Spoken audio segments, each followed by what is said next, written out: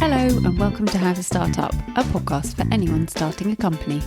This is a collection of conversations with people who have all successfully started, run and even sold their own companies, sharing not only professional but personal experiences on what we should be doing now, next or never.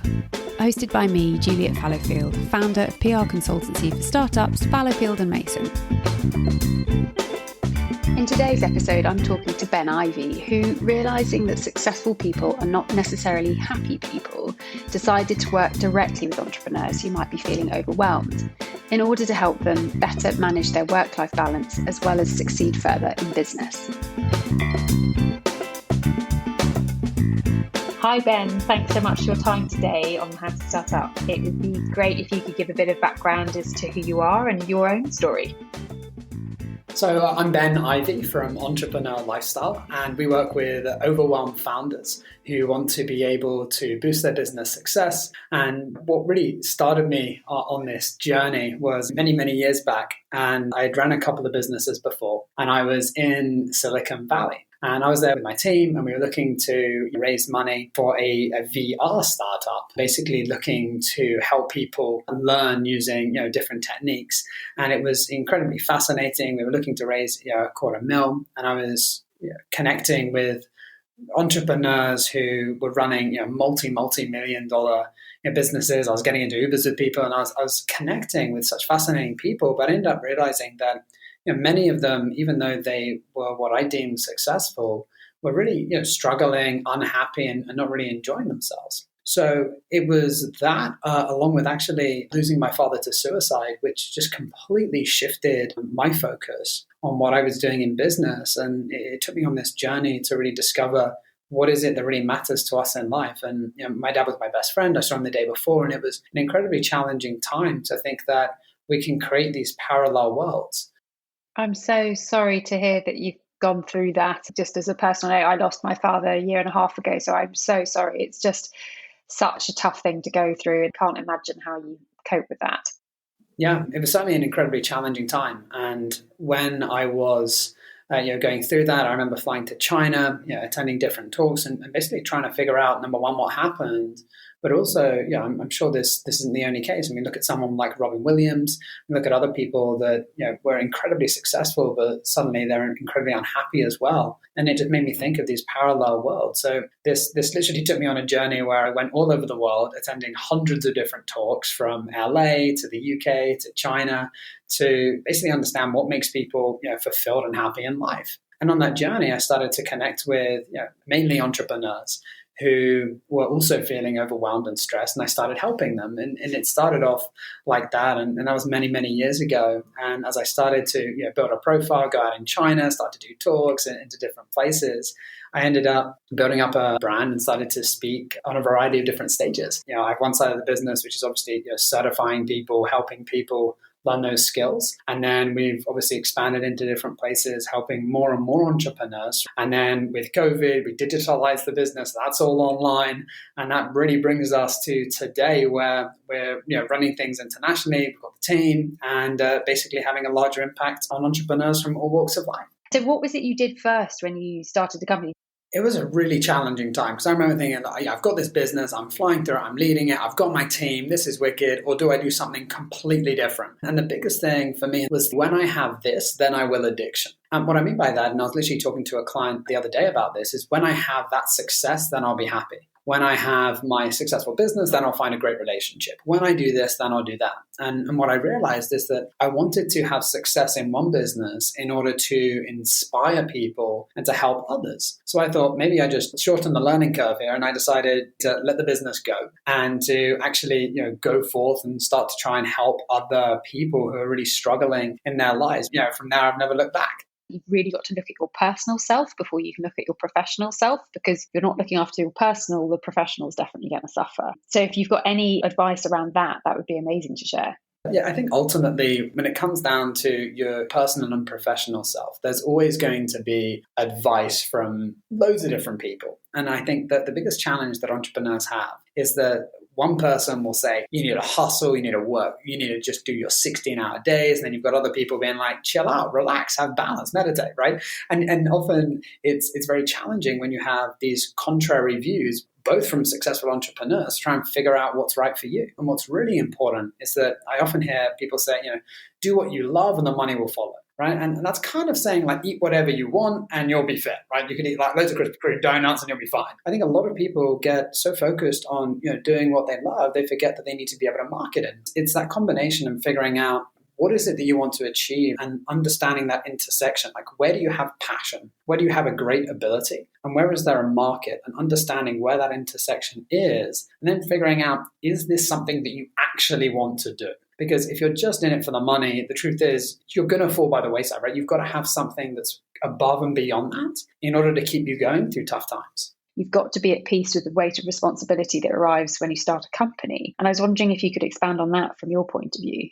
Sure. So I think that the weight of responsibility actually depends on where you are in life. And the reason why I say that is when you first start out, and let's say you're in your early 20s, you don't really have any family responsibilities, there's kind of a lesser responsibility there in that you're less responsible to other people. If you've got a family, if you've got kids, there's a different level of responsibility that goes with that. But ultimately, when you are building a business, suddenly you are in control of your income. You are in control of clients. And there is so much there for you to deal with. Very often people suffer with their imposter syndrome. How do I do this? How do I brand myself in the right way? Where do I even focus? And this is where it's so easy to get overwhelmed because you really don't know where to focus. And I think that's such a shame that so many entrepreneurs get trapped attempting to do things that they hope is going to work, but it doesn't really help them long term.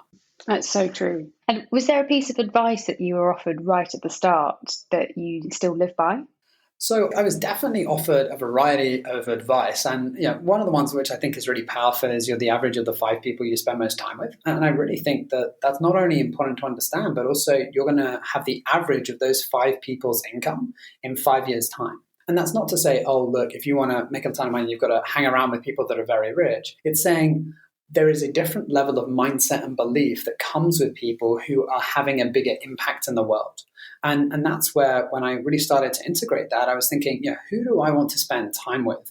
Who do I want to emulate and model in order to have a huge impact in the world? And that's where I looked into mentors. So I looked into, Tony Robbins. He's obviously like the biggest guy doing like all of that in the world. I was like, well, that's one guy that I've clearly got to model and learn from, right? So I've literally been to loads of his events. I've flown to Fiji. I've been to LA because I wanted to model someone that was very good.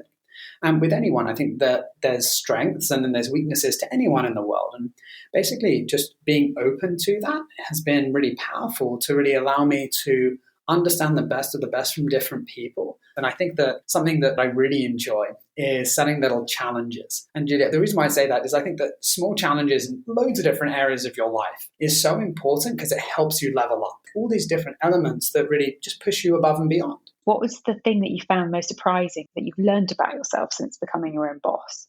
I think that one of the most surprising things that I've learned about myself is the ability to be incredibly disciplined. It's one of the things that my wife and I were chatting about. And we first connected 7 years ago. We weren't together then. We started going out 5.5 years later. And she said one of the things that really drew her to me was that I do things that I said I was going to do. I said I was going to set up a business. I was going to write a book. And I think a lot of people say these things, but not many people follow it through with action. And I think that what I really realized about myself is that I truly can. Like when I commit to something, I know I'm going to make it happen. Be that the TED Talk in Chinese, and I've got to say, like the reason I'm saying that is because that was like truly mind blowing. Like the amount of effort and time that had to go into something like that. And suddenly, by doing that, it allows you to just get these little wins. And suddenly, you realize that you're much more capable of things that you never thought were possible. Is there anything that you know now that you would have benefited from knowing when you started? Yeah, I definitely think that one of the most important things, especially when you first start out in business, is understanding that cash is king and you need to be able to spend time to gain that money and focus on that rather than learning skills that you may not need long term.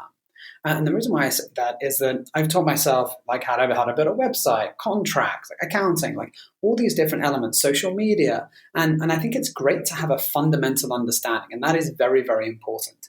However, if you can focus on what you're very, very good at and to be able to get that cash coming in, what's amazing now is you can have people all over the world that will do things for a smither of the cost so much faster to really help you move forward. I remember doing the design for my posters, and I can genuinely say, looking back at it now, if I showed you one of these, my design skills are like sub-zero. It's horrendous. But I was there and I was thinking, yeah, I'm just going to kind of give this a go, throw something out there, let's see what I can do. It's amazing to think of how much time I save now getting things designed, sorting things out, having the right people in the right places has been game changing. And I think it's so, so, so important to really build that team. Given that you are juggling so many different things, how do you find time to do it all? I think that one of the most important things is to have a system that really works for you. And the reason why I say this is a lot of people don't spend time up-leveling themselves as an entrepreneur in order to be more effective. And I invested so much in myself to begin with, going to all these different talks on productivity, efficiency, energy, like all the things that are fundamental in order to be more productive in the day, get more things done. And I think that if you can spend a lot of time like focusing on upgrading yourself and you're working with coaches and mentors and people that can see your blind spots, it just really helps you move forward. And I think this is a really important point for entrepreneurs. And that is that we often keep everything we need to do in our heads, or we think about things, but okay, I've got to remember to do that and that and that and that. And one of the biggest principles that I offer people is to have a second mind. What I mean by that is have a piece of software that acts as your second brain, so that you've got a software that has all your tasks, everything you need to remember, and it's all there. And is there anything, if you could have your time and could go back and do it again, you wouldn't do? I actually asked this on my podcast as well. And what I tend to find is that I'm glad everything happened the way it did because I've learned so much experience from it. If it didn't happen that way, then I wouldn't be in the position that I am now. But I think ultimately what's great now is just using those experiences to accelerate myself more moving forward, and also the entrepreneurs that I serve. And what do you enjoy the most about being self-employed? For me, what I enjoy the most is that I can choose if I want to have a day off. And I've really built my business around that. And most of my clients chat to me twice a month. So if I want, I can easily take a couple of weeks off. I can chill out. And I think that I've really designed it with that in mind. And when I first started, it was, these constant calls and I couldn't really have that break. So I really enjoy being able to do that. And of course, the flip side of it, what do you enjoy the least?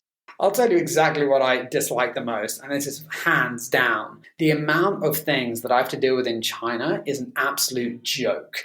Because obviously I have my business in the UK, I have a business in China. People do not understand the amount of admin and headaches that are involved. Like, I'll give you an example. Last year, my business account suddenly just stopped working. And I'm like, well, why? And like, what's going on? And then I get an email from my accountant out in China. They're like, yeah, they closed the business down because they visited your business office and you weren't there. And I'm like, of course I wasn't there. It's COVID. And just like things like that. And then the amount of admin that's involved of taking pictures, going back and forth, trying to talk to them at the bank. So for me, dealing with that sort of thing is something that I don't enjoy. What have you had to learn about working with other people when you're self-employed? And that sort of ties into the question around trust as well. What have you learned about trusting people when you've become self-employed? A lot of people stagnate because they don't trust other people enough and give them the responsibility needed to make mistakes and to do things that they're not used to, right? And I'll literally give you an example today. Like one of my new social media people have come on, they posted an image and I'm like, well, you didn't resize it and now half the image is gone on Instagram. And why? Because they did it on their laptop instead of their phone, right? It's like a tiny simple mistake, but it's really important to give people like responsibility. And I think that especially when you're first building your business, there's this view that you don't want to make mistakes. You want to make sure you have the right brand. And I think that there's a tendency people overcompensate for imposter syndrome by wanting to make everything perfect. And I think that actually stagnates everything that they could do if they were to trust other people and actually allow them to take a bit more control. How do you structure your work-life balance? Have you got any advice for founders who are starting their journey? I think that one of the most important principles that I often share with clients is about having business boundaries. And what I mean by this is when I first started, I remember working with people, literally founders that were suicidal, founders that were like completely depressed and overwhelmed, and all the way up to, I just want to optimize what I'm doing.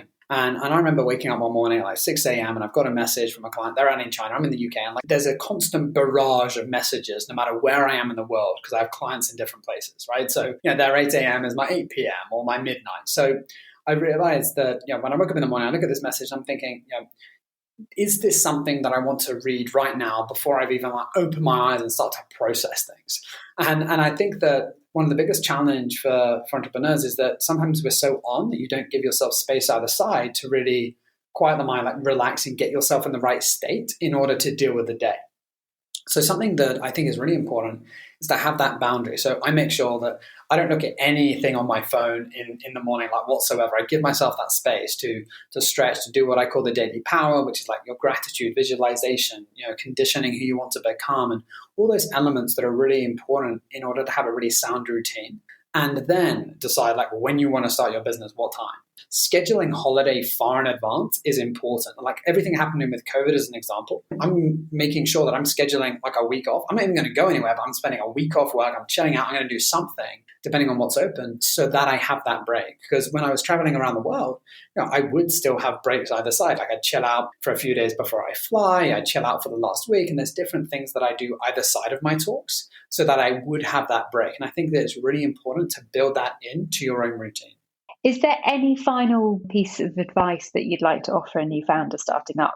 I think that one of the things that's coming up to me, and this is something that I say to myself almost every day, is that hell on earth would be to meet the man you could have been. Don't let today be that day. And the reason why I think that's really important is that it's easy to get down on ourselves with different challenges that we have and unforeseen circumstances that we can't deal with. And if we stay in that negative state, it's difficult to really move ourselves forward. So I think one of the most important things is actually being kind to yourself and really making each day count so that you can really move yourself forward. Thank you, Ben. That's brilliant. It's been good to talk to Ben, who understands the importance of self-esteem in entrepreneurs, as in everybody else. I particularly appreciated his advice: be kind to yourself and make every day count. If you'd like to hear from Ben, you can find his details in the show notes, along with a recap of the advice he has so kindly shared. Thank you for listening to How to Start Up. I hope these conversations offer you some confidence, encouragement, and reassurance that you're on the right track. If you've enjoyed this podcast, I'd be so appreciative if you were to rate, review, and subscribe, as it will really help other people starting a company discover it.